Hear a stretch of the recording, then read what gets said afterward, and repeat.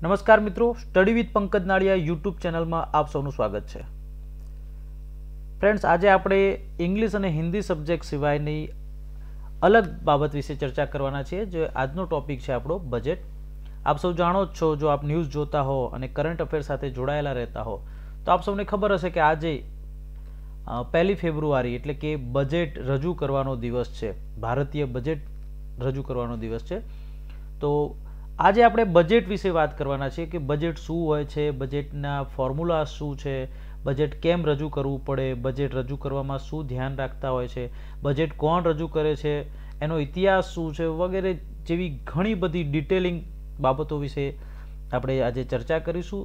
એટલે ખાસ આ વિડીયોને જોજો।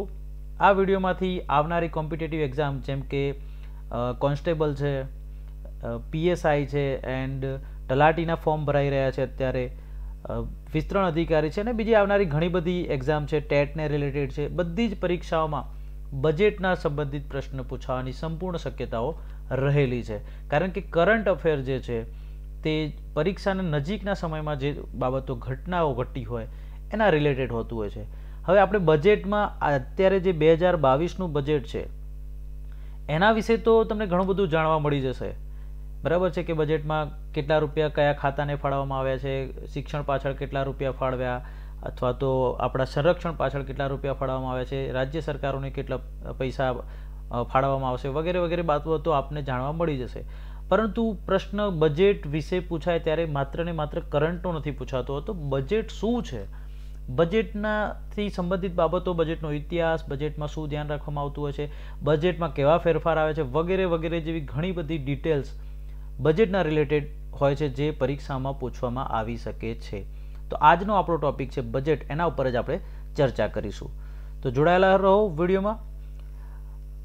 બજેટ શું છે, કઈ રીતે તૈયાર કરવામાં આવે છે અને આપણા દેશ માટે બજેટ કેમ મહત્વપૂર્ણ છે એના વિશેની ખાસ ચર્ચા કરીશું। તો સૌથી પહેલાં આપણે જોઈએ બજેટ એટલે શું। તો ફ્રેન્ડ્સ, આપણને ખ્યાલ હોવો જોઈએ કે બજેટ એટલે શું। તો ભારતીય બંધારણના આર્ટિકલ 112 મુજબ કેન્દ્રીય બજેટ દેશનું વાર્ષિક ફાઇનાન્શિયલ લેખાજોખા હોય છે। ખાસ ધ્યાન રાખો કે આખા વર્ષનું ફાઇનાન્શિયલ આર્થિક લેખાજોખા તેને આપણે કહી શકીએ અને એની જોગવાઈ ભારતીય બંધારણના આર્ટિકલ 112માં કરવામાં આવેલી છે। તો બંધારણમાં પણ આ પ્રશ્ન પૂછી શકાય, કરંટમાં પણ પૂછી શકાય। ઓકે, કેન્દ્રીય બજેટ કોઈ ખાસ વર્ષ માટે સરકારની કમાણી અને ખર્ચનું અનુમાનિત વિવરણ હોય છે। સરકાર બજેટથી વિશેષ નાણાકીય વર્ષ માટે પોતાની અનુમાનિત કમાણી એટલે કે ઇન્કમ અને ખર્ચનું વિવરણ રજૂ કરે છે। ઓકે, તો સાદી ભાષામાં કહીએ કે બજેટ એટલે શું, બિલકુલ સરળ, જે અભણ માણસને પણ સમજાઈ જાય। તો આપણે ઘરે જ્યારે આપણો મહિનાનો ખર્ચ કાઢતા હોય, તમારા પેરેન્ટ્સ હશે અથવા તો જે ઘરનું કમાવાવાળું વ્યક્તિ હોય તો એ અંદાજ લગાવશે કે ભાઈ મારો મહિનાનું ઇન્કમ કેટલું છે, માની લો કે 10,000 છે। ઓકે, તો ખર્ચ કેટલો થઈ રહ્યો છે, તો ખર્ચ જે થઈ રહ્યો છે અને કમાણી, આ બંનેનું જે સરવૈયું છે, આ બંનેનું જે વિવરણ છે એ આપણે એડવાન્સમાં નક્કી કરીએ કે ભાઈ મારો પગાર 10,000 આવે છે કે 20,000 આવે છે, એમાંથી મારે ખર્ચા આટલા થાય છે, તો મારે શું કરવું જોઈએ। જો મારા પગારથી વધુ ખર્ચા થતા હોય તો મારે ખર્ચાને કાપવાનું વાત કરવી પડશે ભવિષ્યમાં, અથવા તો જો મારો પગાર છે એના કરતાં ખર્ચ ઓછો હોય તો બાકીની જગ્યાએ હું મારા જે વધેલા પૈસાને કઈ રીતના વહેંચી શકું એનું એક સાધારણ વિવરણ, એ આપણા પોતાની વાતો છે। હવે આખો દેશ છે, દેશમાં ઘણું બધું આવી જાય, આપણે સંઘ છીએ, સંગઠન છે, ઘણા રાજ્યો છે અને ઘણા બધા ખાતા છે અને બહુ વિભાગો છે। તો આ બધામાં પૈસાને વહેંચવાનો અને બધાનો ખર્ચ અને એમાંથી ઇન્કમ પણ સરકારને લેવાની છે, તો એ બધાનું જે સરવૈયું છે, જે વિવરણ છે અનુમાનિત, ખાસ ધ્યાન રાખજો, અંદાજ કહેવાય છે અને અંદાજપત્ર બજેટ એટલે તે અંદાજિત હોય છે કારણ કે આવનારા વર્ષ માટેનું છે, બરાબર છે। તો અંદાજિત કમાણી કેટલી થશે અને અંદાજિત ખર્ચ કેટલો થશે એનું જે વિવરણ છે એને બજેટ કહેવામાં આવે છે। તો આશા રાખીએ મિત્રો કે આપને બજેટ વિશે ખ્યાલ આવી ગયો છે। એક રીતે કહીએ તો કોઈ વર્ષ માટે કેન્દ્ર સરકારના નાણાકીય માહિતીને કેન્દ્રીય બજેટ કહેવાય છે કે કેન્દ્ર સરકારની નાણાકીય માહિતી જે હોય એને કેન્દ્રીય બજેટ કહેવાય। સરકારને દરેક નાણાકીય વર્ષની શરૂઆતમાં બજેટ રજૂ કરવાનું હોય છે। તો વર્ષની શરૂઆતમાં બજેટ રજૂ કરાય, પરંતુ ખાસ ધ્યાન રાખજો કે વર્ષની શરૂઆત એટલે જાન્યુઆરી મહિનો નહીં। અહીંયા બજેટની વાત છે, બજેટનું એટલે કે આપણું જે આર્થિક વર્ષ કહેવાય છે નાણાકીય વર્ષ જે કહેવાય એને અલગ રીતે ગણવામાં આવે છે. ભારતના નાણાકીય વર્ષનો સમયગાળો 1 એપ્રિલથી લઈ અને 31 માર્ચ સુધીનો હોય છે. તો અહીંયા જાન્યુઆરીથી નથી હોતું, ખાસ ધ્યાન રાખવાનું છે. 1 એપ્રિલથી 31 માર્ચ સુધીનો સમયગાળો ફાઇનાન્શિયલ યર તરીકે ઓળખાય છે, આર્થિક વર્ષ. બરાબર છે, નાણાકીય વર્ષ એને ગણીએ છીએ આપણે 1 એપ્રિલથી લઈને 31 માર્ચ સુધી. તો આવો પણ પ્રશ્ન પૂછાઈ શકે કે નાણાકીય વર્ષનો સમયગાળો શું હોય છે? ભારતમાં નાણાકીય વર્ષનો સમયગાળો કયો ગણાય છે? તો 1 એપ્રિલથી 31 માર્ચ. દેશનું કેન્દ્રીય બજેટ આ સમયગાળા માટે જ રજૂ કરવામાં આવે છે. ખાસ ધ્યાન રાખો મિત્રો, દેશનું આપણું જે બજેટ છે એ 1 એપ્રિલથી લઈને 31 માર્ચ સુધી ગણવામાં આવે છે. બજેટ દ્વારા સરકાર એવું નક્કી કરવાનો પ્રયાસ કરે છે કે આગામી નાણાકીય વર્ષમાં તેઓ પોતાની કમાણીની તુલનામાં કઈ હદે ખર્ચ કરી શકે છે. તો બજેટ એટલે કે જે આવક થવાની છે ભવિષ્યમાં આવનારા વર્ષમાં જેટલી આવક થશે એ આવકમાંથી સરકાર કઈ હદે જઈને ખર્ચો કરશે. ક્યારેક પ્રશ્નને ટ્વિસ્ટ કરીને પૂછવામાં આવે છે કે બજેટ, નીચેનું વાક્ય સાચું છે કે ખોટું જણાવો, કે બજેટ એ ભૂતકાળના વર્ષનો અથવા તો વીતી ગયેલા વર્ષનું સરવૈયું છે. તો ખોટી વાત છે, એ આગામી વર્ષનું ભવિષ્યની વાત છે. ઓકે, તો આ પ્રમાણે આપણે બજેટ વિશે શું છે બજેટ એની માહિતી મળશે. આગળ જોઈએ કે દેશનું બજેટ એ જીડીપી પર આધારિત હોય છે. બરાબર છે, જીડીપી પર આધારિત હોય છે, આ પણ પૂછાતું હોય છે. તો દેશમાં કોઈ એક વર્ષની ઉત્પાદિત પ્રોડક્ટ કે સર્વિસીસના હાલની માર્કેટ વેલ્યુને જીડીપી કહે છે. ગ્રોસ ડોમેસ્ટિક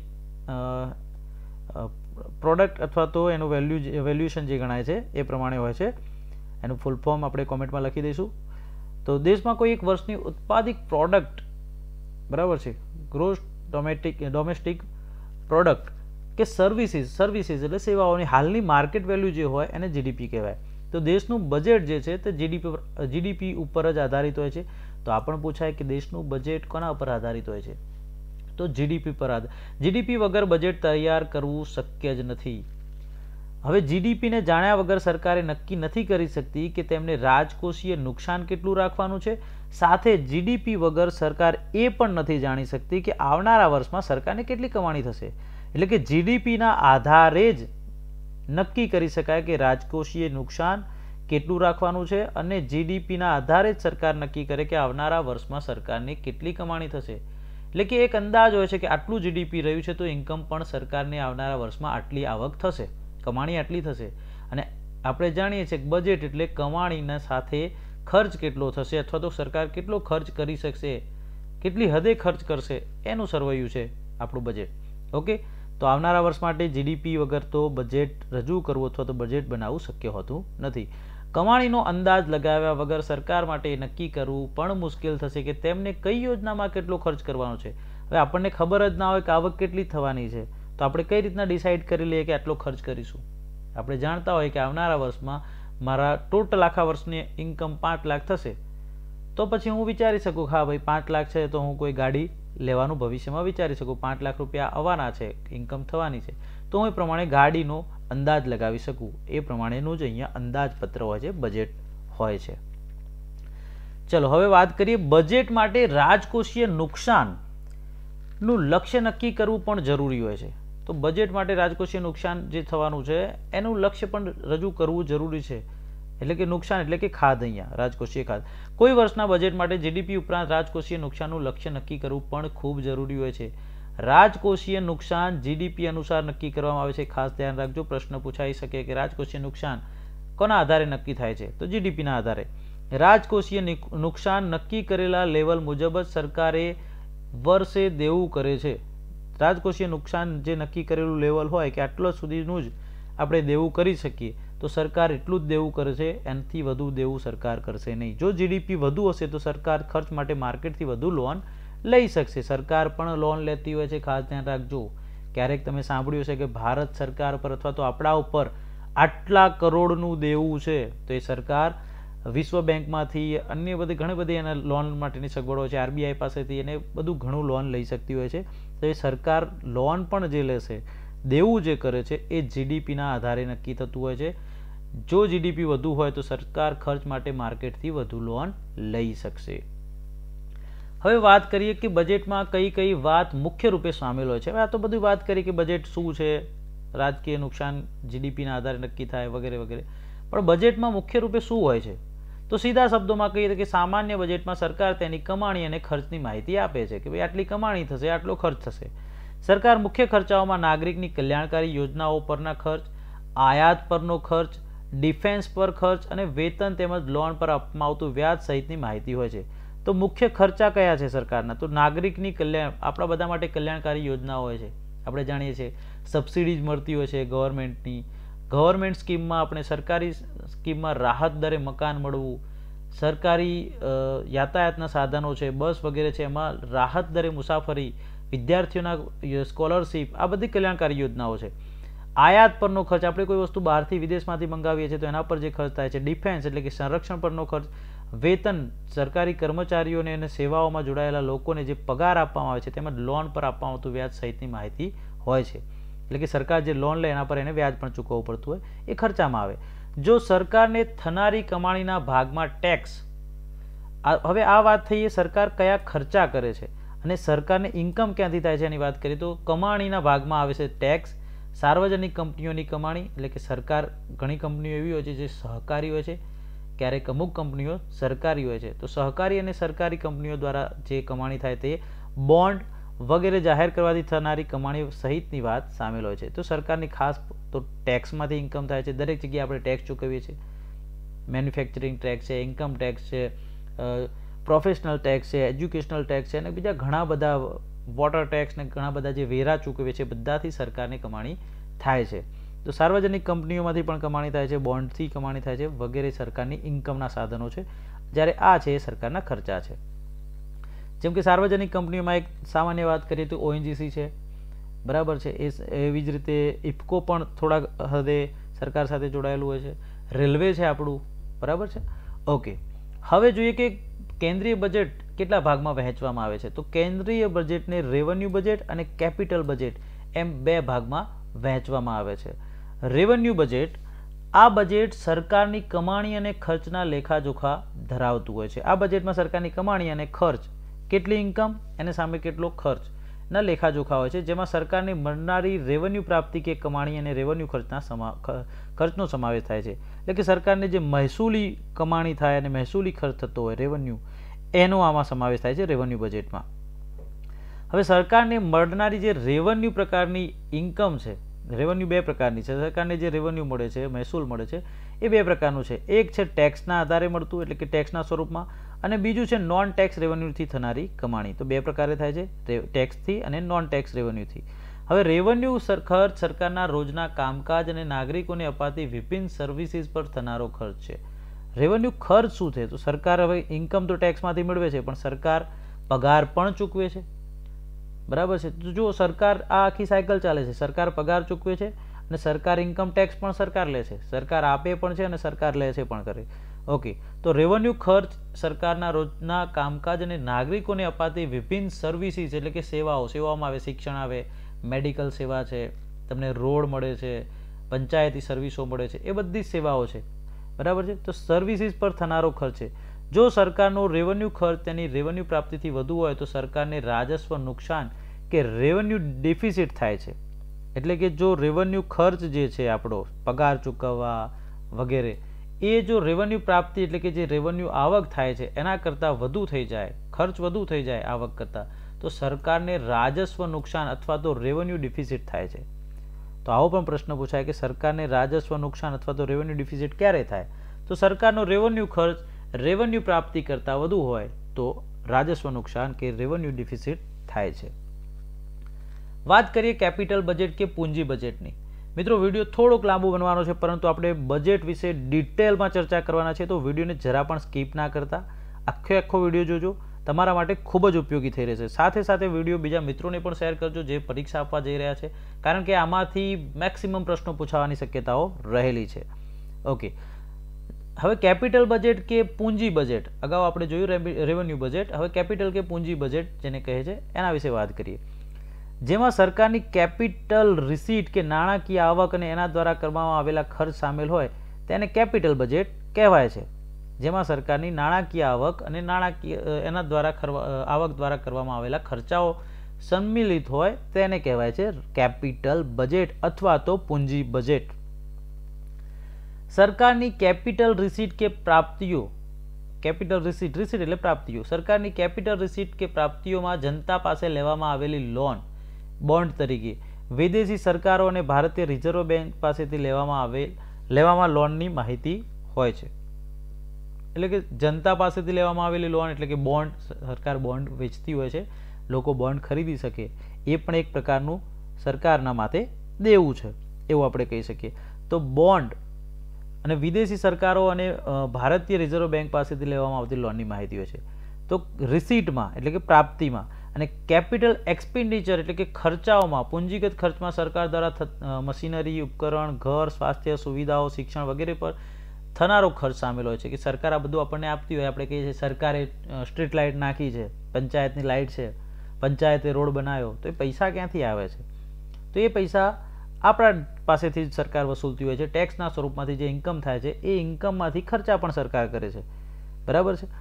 તો કેપિટલ એક્સપેન્ડિચર એટલે કે પૂંજીગત ખર્ચમાં સરકાર દ્વારા મશીનરી, ઉપકરણ એટલે કે સાધનો, ઘર, સ્વાસ્થ્ય સુવિધાઓ, શિક્ષણ વગેરેના વિકાસ પર થનારો ખર્ચ સામેલ હોય છે. સરકારને રાજકોષીય નુકસાન ત્યારે થાય છે જ્યારે સરકારનો કુલ ખર્ચ એની કમાણીથી વધુ હોય. સ્વાભાવિક વસ્તુ છે કે આપણી કમાણી હોય, આપણો પગાર 10,000 આવતો હોય અને આપણો ખર્ચ 15,000 હોય તો બાકીના 5,000નું આપણને નુકસાન થાય. એ ક્યાંકથી લાવવા પડે અથવા તો ખોટ પડે, આપણે દેવું થાય. તો એવી જ વાત છે. તો સરકારને રાજકોષીય નુકસાન ક્યારે થાય? ત્યારે થાય જ્યારે સરકારનો કુલ ખર્ચ એની કુલ કમાણી કરતાં વધુ હોય. તો આ તો આપણે વાત કરી કે કેટલા પ્રકારના બજેટ હોય છે, revenue budget and capital budget. Now આપણે ચર્ચા કરીએ હવે બજેટ બનાવવાની તૈયારી ક્યારે કરવામાં આવે છે, બજેટ બનાવવાની શરૂઆત ક્યારે થાય છે. શું આજે 1 ફેબ્રુઆરીના રોજ બજેટ રજૂ કરવામાં આવ્યું નિર્મલા સીતારમણજી દ્વારા, તો શું બજેટ આજે ને આજે બની ગયું અથવા તો ગઈકાલે બનાવીને આજે રજૂ કરી દીધું? ના, બજેટ બનાવવાની પ્રોસેસ ઘણી લાંબી છે, એની તૈયારી કરવામાં આવે છે.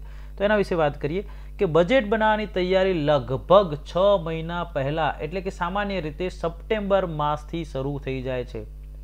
બજેટ બનાવવાની તૈયારી 6 મહિનાથી કરી દેવામાં આવે છે અને સપ્ટેમ્બર મહિનાથી બજેટ બનાવવાની તૈયારી શરૂ થઈ જાય છે. સપ્ટેમ્બરમાં જ મંત્રાલયો, વિભાગો, રાજ્ય અને કેન્દ્ર શાસિત પ્રદેશોના સર્ક્યુલર જાહેર કરી આવનારા નાણાકીય વર્ષ માટે તેમના ખર્ચનું અનુમાન લગાડતા તેના માટે જરૂરી ફંડનો ડેટા આપવાનું કહેવામાં આવે છે. એટલે કે અગાઉથી જ આની જે કમિટી બનતી હોય છે, જે ટીમ બનતી હોય છે, તે સપ્ટેમ્બર મહિનાથી જ અલગ અલગ મંત્રાલય, વિભાગ, રાજ્યો પાસે, કેન્દ્ર શાસિત પ્રદેશો માટે એક સર્ક્યુલર, એક નોટિસ જાહેર કરે સાદી ભાષામાં અને કહે કે ભાઈ તમારા જે ખર્ચા આવનારા વર્ષમાં થવાના છે એનો અમને એક ડેટા આપો કે કયો ખર્ચો થશે. કાચો ડેટા તૈયાર કરે છે.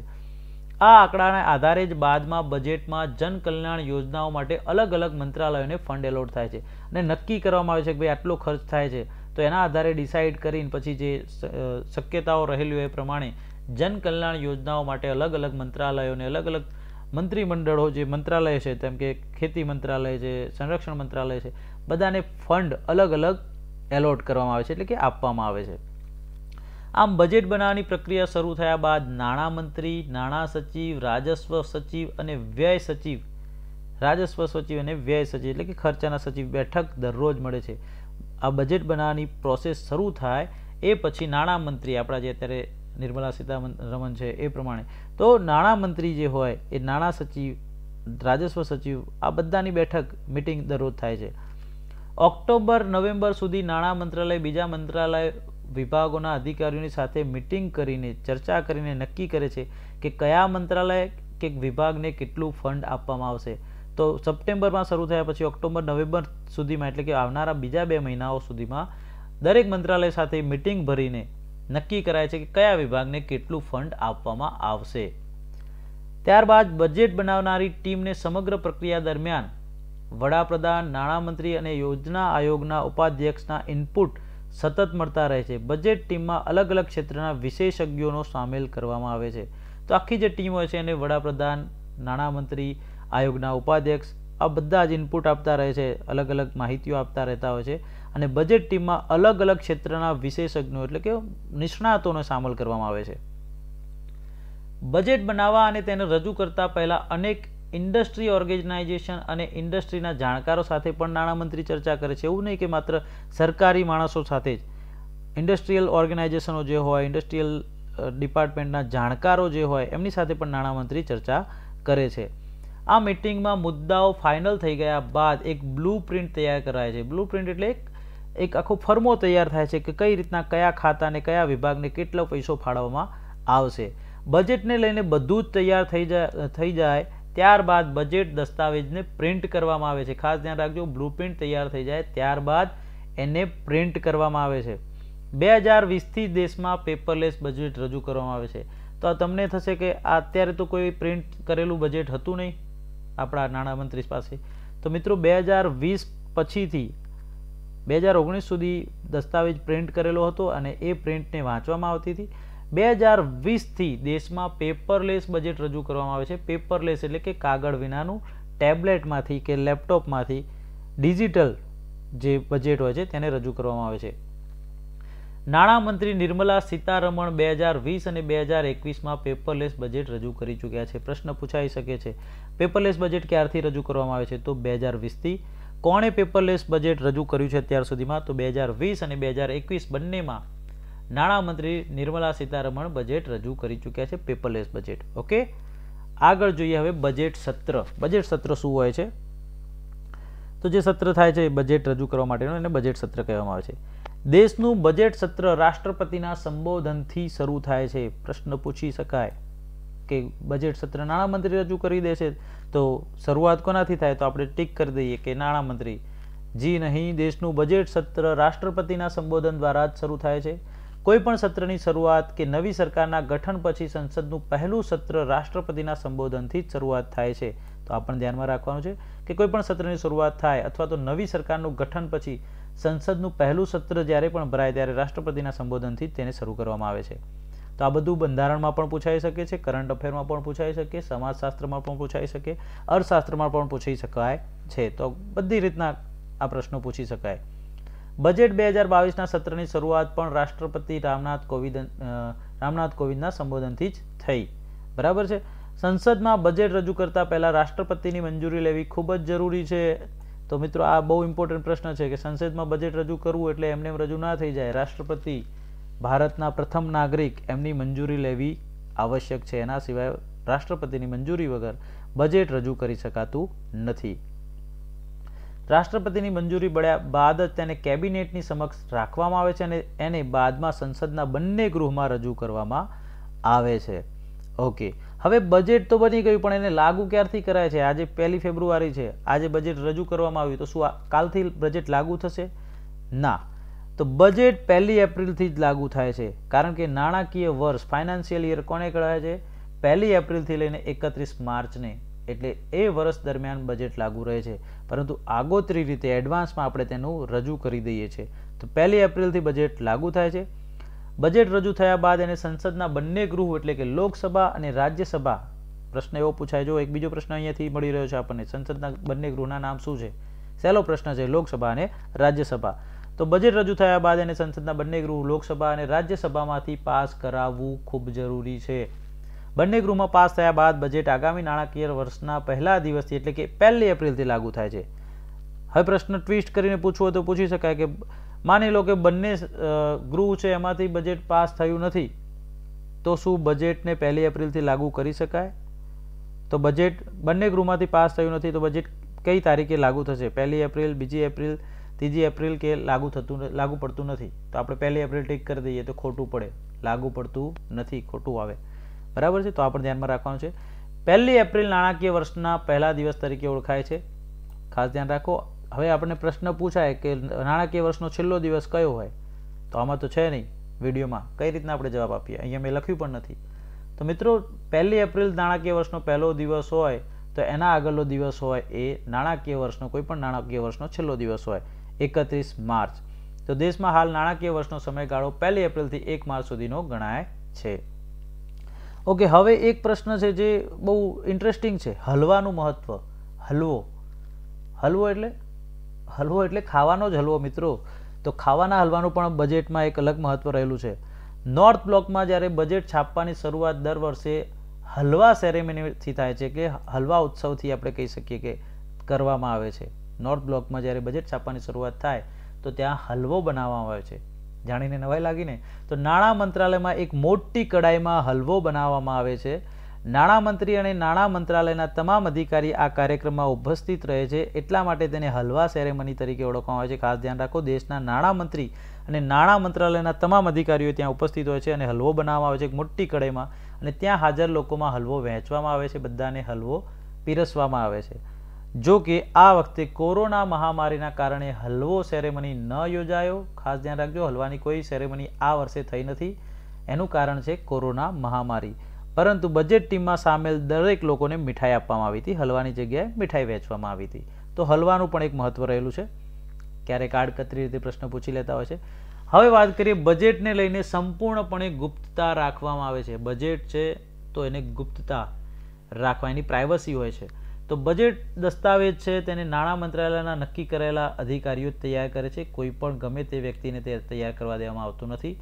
બજેટ દસ્તાવેજ લીક ન થાય એ માટે તેમાં યુઝ થનારા તમામ કોમ્પ્યુટરને બીજા નેટવર્ક સાથે ડિલિંક કરી દેવામાં આવે છે. એટલે બીજા કોઈ કોમ્પ્યુટર સાથે તે જોડાયેલા ના રહે, જોડાઈ ના શકાય એવી વ્યવસ્થા કરવામાં આવે છે. બજેટ પર કામ કરતા અધિકારી અને કર્મચારીઓને 2 થી 3 સપ્તાહ સુધી નોર્થ બ્લોકની ઓફિસમાં રહેવાનું હોય છે. તો એના પર કામ કરતા તમામ અધિકારીઓને પોતાના ઘરે જવાની છૂટ હોતી નથી. જેટલો સમય સુધી બજેટનું કામ ચાલે છે તે 2 થી 3 સપ્તાહ એટલે કે 2 થી 3 અઠવાડિયા સુધી નોર્થ બ્લોક જ્યાં બજેટ છાપવાનું કામ થતું હોય છે એની જે ઓફિસો છે ત્યાં જ રહેવાનું હોય છે. આ દરમિયાન તેમને બહાર જવાની મંજૂરી હોતી નથી. તેમને ત્યાં જ રહેવાનું હોય છે. તેમને ઘરે જવાની, બીજા કોઈ જોડે વાત કરવાની વગેરે મનાઈ હોય છે. ઓકે, વાત કરીએ ઇકોનોમિક સર્વે વિશે. તો બજેટ છે એની સાથે જોડાયેલું છે ટોપિક ઇકોનોમિક સર્વે. દેશમાં સામાન્ય બજેટ રજૂ થાય એના એક દિવસ પહેલા ઇકોનોમિક સર્વે એ ગૃહમાં રજૂ કરવામાં આવે છે. તો આ પણ પૂછાઈ શકે કે બજેટના રજૂ થયાના એક દિવસ પહેલા શું રજૂ કરવામાં આવે છે? તો મિત્રો ઇકોનોમિક સર્વે રજૂ કરવામાં આવે છે. બજેટ 2022નું ઇકોનોમિક સર્વે 31 જાન્યુઆરી 2022ના રોજ રજૂ કરાયું. એટલે કે આજે 1 ફેબ્રુઆરી, આજે જ્યારે હું વિડીયો રેકોર્ડ કરી રહ્યો છું અત્યારે રાતના સમયે, તો આજે 1 ફેબ્રુઆરીના લગભગ અત્યારે 10 વાગ્યા છે અને 10 વાગ્યા આસપાસ આપણો વિડીયો રેકોર્ડ થઈ રહ્યો છે રાતના 10 વાગે. તો આજે બજેટ રજૂ થયું. તો ગઈકાલે 31 જાન્યુઆરી 2022ના રોજ ઇકોનોમિક સર્વે રજૂ કરવામાં આવે છે. એટલે કે બજેટ રજૂ થાય એના એક દિવસ પહેલા ઇકોનોમિક સર્વે ગૃહમાં રજૂ કરવામાં આવે છે. ઇકોનોમિક સર્વે અથવા તો આર્થિક સર્વે આગામી નાણાકીય વર્ષ માટે જીડીપીનું અનુમાન હોય છે. શું હોય છે? ઇકોનોમિક સર્વે કેમ રજૂ કરવો પડે? તો એ જીડીપીનું અનુમાન આપે છે કે જીડીપી કેટલું રહેશે એનો એક અંદાજ આપે છે. આર્થિક સર્વે દેશની અર્થવ્યવસ્થાનો એક વાર્ષિક રિપોર્ટ કાર્ડ હોય છે. ઇકોનોમિક સર્વે જે છે એ દેશની અર્થવ્યવસ્થાનો એક વાર્ષિક રિપોર્ટ કાર્ડ હોય છે, જે પ્રત્યેક ક્ષેત્રના પ્રદર્શનની તપાસ કરે છે અને ભવિષ્યમાં કેવા પગલાં ભરવા એની સલાહ આપે છે. એટલે કે એક રિપોર્ટ કાર્ડ હોય છે, એક રિઝલ્ટ હોય છે, એક ડેટા હોય છે, જેના આધારે ભવિષ્યમાં કેવા પગલાં ભરવા એની સલાહ આપી શકાય. હવે ભારતનું પહેલું ઇકોનોમિક સર્વે 1950 અને 51માં રજૂ કરવામાં આવ્યું હતું. પ્રશ્ન પૂછાઈ શકે કે ભારતનું પ્રથમ ઇકોનોમિક સર્વે ક્યારે થયું હતું, રજૂ કર્યું હતું? તો ભારતનું પહેલું ઇકોનોમિક સર્વે 1950 અને 51માં રજૂ કરાયું હતું. 1964 સુધી તેને સામાન્ય બજેટની સાથે જ રજૂ કરાતું હતું, પરંતુ 1965માં બજેટથી અલગ કરી દેવામાં આવ્યું છે. તો એ પણ પ્રશ્ન પૂછી શકાય કે ક્યાં સુધી તેને રજૂ, અથવા તો એવું પૂછાય કે 1963માં ઇકોનોમિક સર્વે બજેટથી અલગ રજૂ કરવામાં આવ્યું હતું. આ વિધાન સાચું છે કે ખોટું? તો ખોટું. 1964 સુધી તે બજેટ સાથે, સામાન્ય બજેટની સાથે રજૂ કરાતું હતું, પરંતુ તેને 1965માં બજેટથી અલગ કરી દેવાયું છે. ઓકે, હવે બજેટ વિશે બીજી પણ ખૂબ મહત્વની બાબતો છે જે પ્રશ્નો તરીકે પૂછાતી હોય છે, જોઈએ આપણે. પહેલું છે, નાણામંત્રી 2018 સુધી બજેટ દસ્તાવેજને બ્રીફકેસમાં લાવતા હતા. એક સૂટકેસ, બ્રીફકેસ, જેના અંદર નાણામંત્રી દ્વારા બજેટ લાવવામાં આવતું હતું 2018 સુધી. પછી શું થયું કે 2019માં એમાં ફેરફાર આવ્યો, એમાં ચેન્જીસ આવ્યા, મોટો ફેરફાર થયો. તો 2019માં નાણામંત્રી નિર્મલા સીતારમણ બજેટના દસ્તાવેજને એક ફાઇલમાં લઈને આવ્યા હતા. એમણે બ્રીફકેસમાં ના લાવ્યા, પરંતુ એક ફાઇલમાં લાવ્યા. બજેટનો જે દસ્તાવેજ હતો એ ફાઇલમાં લઈને આવ્યા. એટલે કે નવો સુધારો થયો, કંઈક ચેન્જ આવ્યો. 2018 સુધી બ્રીફકેસમાં આવતું, 2019માં નિર્મલા સીતારમણે એમાં ફેરફાર કર્યો અને દસ્તાવેજને, બજેટ દસ્તાવેજને એક ફાઇલમાં લઈને આવ્યા. આ ફાઇલ પર એક રાષ્ટ્રીય પ્રતીક હતું અને તેને ખાતા વહી તરીકે ઓળખવામાં આવી. તો આ જે ફાઇલ હતી એના ઉપર એક રાષ્ટ્રીય પ્રતીક પણ હતું અને આ ફાઇલને ખાતા વહી તરીકે ઓળખવામાં આવી. તો આવો પણ પ્રશ્ન પૂછાઈ શકે. 2020માં નાણામંત્રી નિર્મલા સીતારમણે એક ટેબ્લેટમાંથી બજેટનું ભાષણ વાંચ્યું હતું, એટલે કે પેપરલેસ બજેટ 2020માં આવ્યું. નિર્મલા સીતારમણજીએ 2020 અને 2021 બંને બજેટ પેપરલેસ ટેબ્લેટમાંથી વાંચ્યા. ઓકે, હવે જોઈએ કે બજેટમાં અત્યાર સુધી થયેલા મહત્વપૂર્ણ ફેરફારો, મહત્વપૂર્ણ મોટા ફેરફારો, જે ધ્યાને લઈ શકાય એવા ફેરફારોની વાત કરીએ તો 1955 સુધી બજેટ ફક્ત અંગ્રેજી ભાષામાં જ છપાતું હતું. બરાબર, પૂછી દે કે 1954માં બજેટ હિન્દી ભાષામાં છપાયું હતું, નીચેનું વિધાન સાચું છે કે ખોટું? તો આ વિધાન ખોટું છે. બરાબર, 1955 સુધી ફક્ત અંગ્રેજી ભાષામાં જ બજેટ છપાતું હતું. 1956થી બજેટ હિન્દી ભાષામાં પણ છપાવા લાગ્યું, એટલે કે અંગ્રેજીમાં તો છપાતું હતું પણ હિન્દીમાં પણ છપાવા લાગ્યું. 2016 સુધી બજેટ ફેબ્રુઆરીના અંતિમ દિવસે રજૂ કરવામાં આવતું હતું, એટલે કે ફેબ્રુઆરી 28 કે ફેબ્રુઆરી 29ના દિવસે બજેટ 2016ની સાલ સુધી રજૂ થતું હતું, ફેબ્રુઆરીના અંતમાં. 2017થી બજેટ રજૂ કરવાનો દિવસ 1 ફેબ્રુઆરી નક્કી કરવામાં આવ્યો. 2017થી બજેટ 1 ફેબ્રુઆરીના રોજ રજૂ કરવામાં આવે છે. બરાબર છે. 2016 સુધી બજેટ ફેબ્રુઆરીના એન્ડમાં રજૂ થતું હતું, અંતિમ દિવસે, પરંતુ 2017થી બજેટ રજૂ કરવાનો દિવસ 1 ફેબ્રુઆરી નક્કી કરવામાં આવે છે, ફેબ્રુઆરીનો પ્રથમ દિવસ. 2016 સુધી રેલવે બજેટ અલગ રજૂ કરવામાં આવતું હતું. ખાસ ધ્યાન રાખો, 2016 સુધી રેલવે બજેટને અલગ જુદી રીતે રજૂ કરાતું હતું, બંને અલગ અલગ હતા, મુખ્ય બજેટથી અલગ હતું. પરંતુ 2017થી રેલવે બજેટને અલગ રજૂ ના કરતા મુખ્ય બજેટનો એક ભાગ બનાવી દેવામાં આવ્યું છે. રેલવે બજેટને મુખ્ય બજેટનો ભાગ ક્યારથી બનાવવામાં આવ્યું? તો 2017થી. 1998 સુધી બજેટ રજૂ કરવાનો સમય સાંજનો હતો. ખાસ ધ્યાન રાખો મિત્રો, 1998 સુધી બજેટ રજૂ કરવાનો સમય સાંજે 5 વાગ્યાનો હતો. 1999થી બજેટ રજૂ કરવાનો સમય બદલી કાઢવામાં આવ્યો અને સાંજના બદલે સવારે 11 વાગ્યાનો કરવામાં આવ્યો, એટલે કે 1998 સુધી સાંજે 5 વાગે રજૂ થતું. 1999થી બજેટ સવારે 11 વાગે રજૂ કરવામાં આવે છે. તો સરસ માહિતી જોઈએ. હવે આગળ જોઈએ કે સૌથી વધુ બજેટ રજૂ કરનારા નાણામંત્રીઓ કોણ છે આપણા, જેમણે સૌથી વધુ વાર બજેટ રજૂ કર્યું હોય નાણાંનું આપણું. તો સૌ પ્રથમ છે મોરારજી દેસાઈ, એમને 10 વાર બજેટ રજૂ કર્યું છે. ત્યારબાદ આવે છે પી ચિદમ્બરમ, એમને 9 વાર. પ્રણવ મુખર્જી, એમને પણ 9 વખત બજેટ રજૂ કર્યું. એમના પછી આવે છે યશવંતરાવ ચૌહાણ, એમને 7 વાર. ત્યારબાદ છે સીડી દેશમુખ, એમણે પણ 7 વાર. યશવંતરાવ ચૌહાણ અને યશવંત સિન્હા બંને 7 વખત. ત્યારબાદ આવે છે મનમોહન સિંહ, 6 વાર, અને ટી કૃષ્ણમાચારી, એમને પણ 6 વાર. તો આ જે નાણામંત્રીઓ છે જેમણે સૌથી વધુ વખત બજેટ રજૂ કર્યા છે. ઓકે, તો ફ્રેન્ડ્સ, આ મુજબ આપણે બજેટ વિશેની વિસ્તારપૂર્વક અને ખૂબ જ ડિટેલમાં ચર્ચા કરી. આશા રાખું કે આપને વિડીયો ચોક્કસથી ગમ્યો હશે. Thanks for watching. વિડીયો ગમ્યો હોય તો વિડીયોને લાઇક કરો, તમારા મિત્રો મિત્રો સુધી શેર કરો અને ચેનલ પર નવા હો તો ચેનલને સબસ્ક્રાઇબ કરતા જાઓ જેથી આવનારા તમામ નવા વિડીયોની અપડેટ આપને મળતી રહે. મિત્રો આપણે જો સમય મળશે તો 2022ના બજેટ ઉપર પણ એક વિસ્તારપૂર્વકનો વિડીયો બનાવીશું જેના અંદર ડિટેલમાં ચર્ચા કરીશું. આપ તે વિડીયો જોવા માંગતા હો તો કોમેન્ટમાં જણાવજો અને આ વિડીયોને તમામ મિત્રો સુધી વધુને વધુ શેર કરો જે આવનારી કોમ્પિટિટિવ પરીક્ષાઓની તૈયારીઓ કરી રહ્યા છે. તો મળીએ એક નવા વિડીયો સાથે. ત્યાં સુધી જય હિન્દ, જય ભારત.